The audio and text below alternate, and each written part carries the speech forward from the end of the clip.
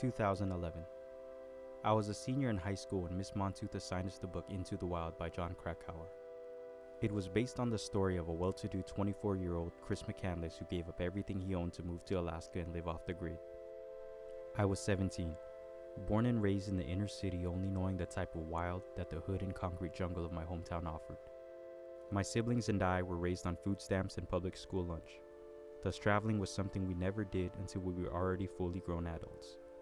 Stories of guys like McCandless being drawn to places like Alaska, the last frontier, resonated with me and kept me daydreaming in class, fantasizing about more than just the pavement and street corners that I was used to.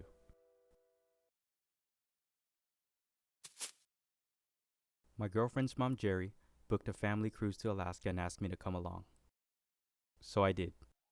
We boarded the Norwegian Bliss for a 7-day Alaska cruise with stops in Juneau, Skagway, Glacier Bay, and Ketchikan. The first 2 days were spent out at sea, so we had a lot of time on our hands. So just like anybody else on our cruise, we went to the bar and got some drinks. Then dinner, which made us thirsty. Played Monopoly Deal, looked outside, had a ping pong tournament, took a nap, drank some coffee, got a milkshake with grandma, played Monopoly again, got her a margarita. More Monopoly. High-fived the crew, ate a big steak. Monopoly, went to the gym, and all of that kept us thirsty. Real thirsty. Until finally, our passage, once blanketed by fog, began to reveal a cascade of hills adorned with bright colored buildings at the base. On the way to the docks, our local driver gave us the scoop on local history and small businesses to support. We boarded the whale-watching boat named Majestic, and for the first 2 hours only saw spouts of mist in the distance, hundreds of yards away. It became apparent how difficult it was to be keeping up with animals that regularly swim thousands of miles year after year. Captain Charles let us know that it was late in the season, but the whales were still active in the area. We took in the views and continued to savor the fresh Alaskan air, while waiting for something to happen. We moved from spot after spot, extending our search, hoping for just a glimpse of something. Anything. Until this happened.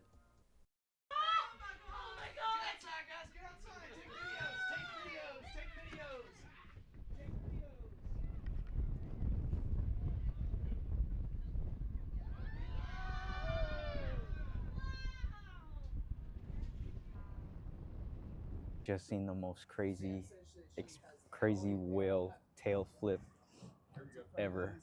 It was insane. There he's in front of us.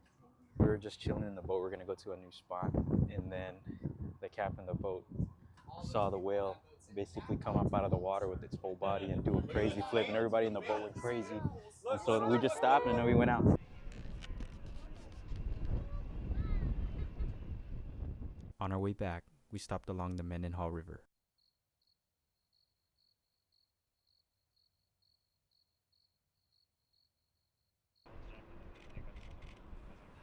After 3 hours on the boat and sightseeing, we got pretty hungry. Our driver mentioned Tracy's Crab Shack to be the best restaurant in town, and we've already been recommended it by friends beforehand, so that sealed it for us. Got bisque, crab cakes, some king crab legs. Watch is gonna break off. Wow!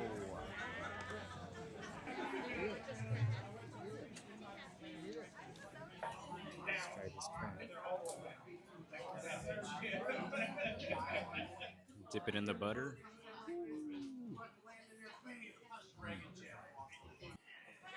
It's like a tomato sauce.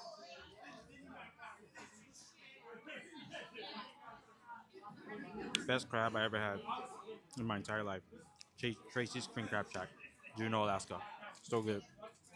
All right, it's about 8:30 p.m. here in Juneau, Alaska, and we're just kind of walking the streets trying to explore right now and see what's in the area.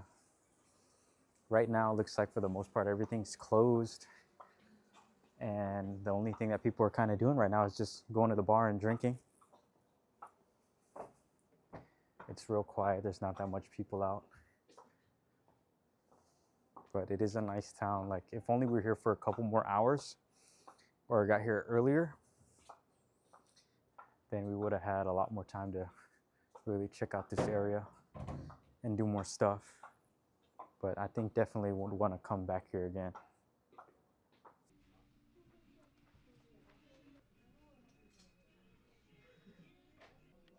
After an amazing time, we returned to the ship and went to bed for an early morning start to the next day.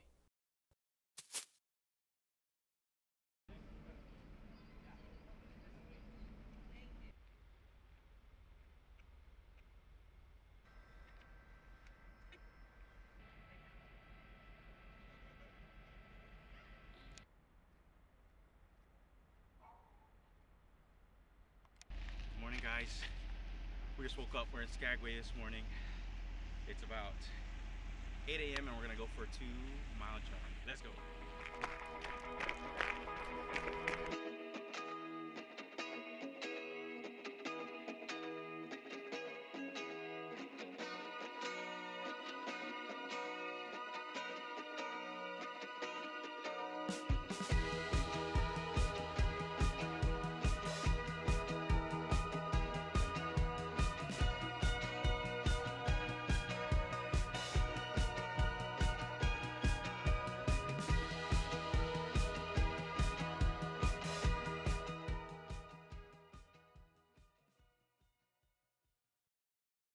We followed a gravel road beside rusty worn train tracks that echoed Skagway's gold mining past.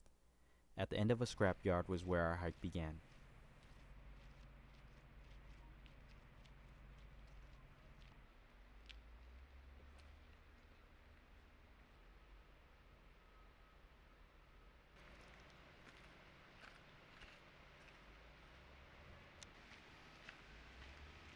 With every step, the sound of rushing water became louder and louder.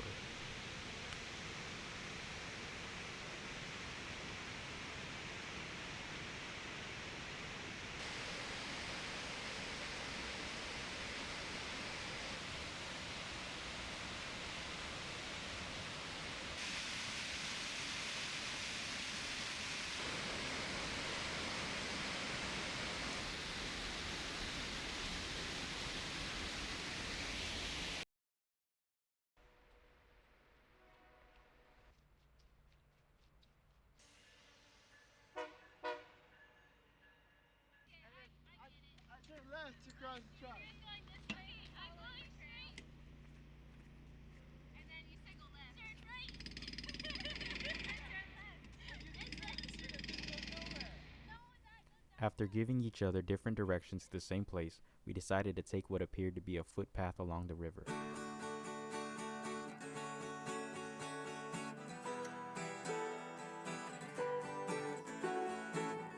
Did you stand there all alone?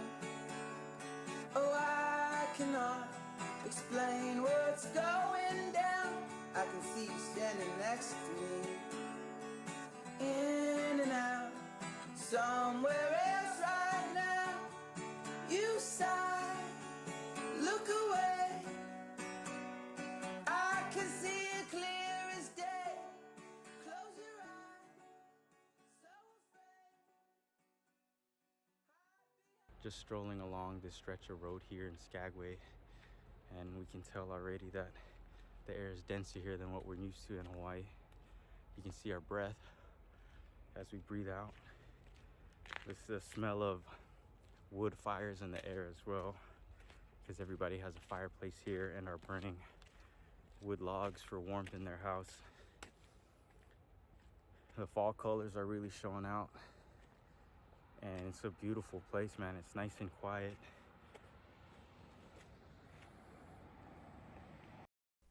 Later on, we met up with the rest of the gang, explored the town, and set out on a leisurely hike to Yakutania Point, just in eyesight range of the port.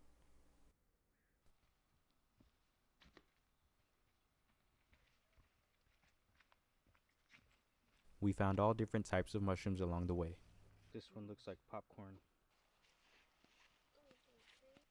We continued walking until we made it to this view.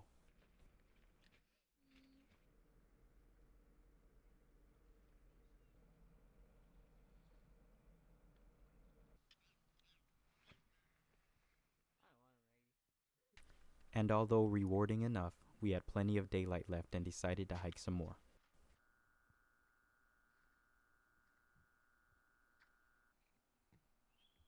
There's a seal there.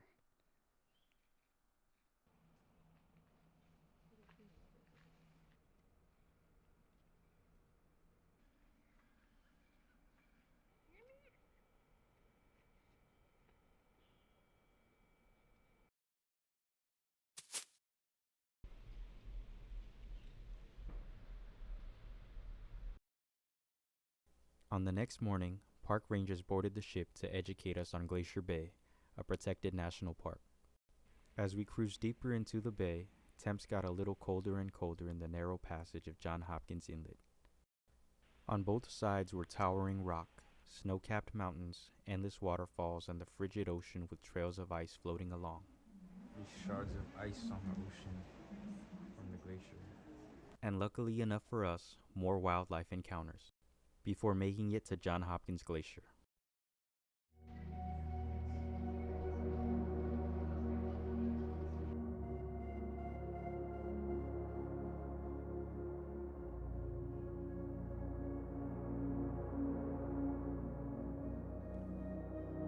The ship stayed in place and spun slowly to allow a 360-degree view of the inlet, reaching 250 feet high above the waterline and stretching about 1 mile wide.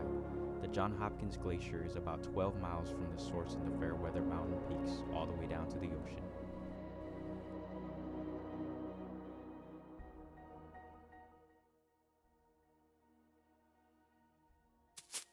A quick 4-hour stop in Ketchikan gave us just enough time to kayak to Eagle Island, just a 15-minute drive north of the town. It took some of us a while to get the steering down, but eventually we all figured it out. We paddled along and saw starfish, kelp, birds, clams, seals, and were actually lucky enough to see multiple bald eagles on our way. So I had to pay my respects. This concluded our trip to Alaska. We boarded the boat and made our way back down the coast with a short stop in Victoria, BC. We packed our bags and woke up the next morning in Seattle, where our trip began. If you enjoyed watching this video, please remember to like and subscribe to my channel for more. Thank you.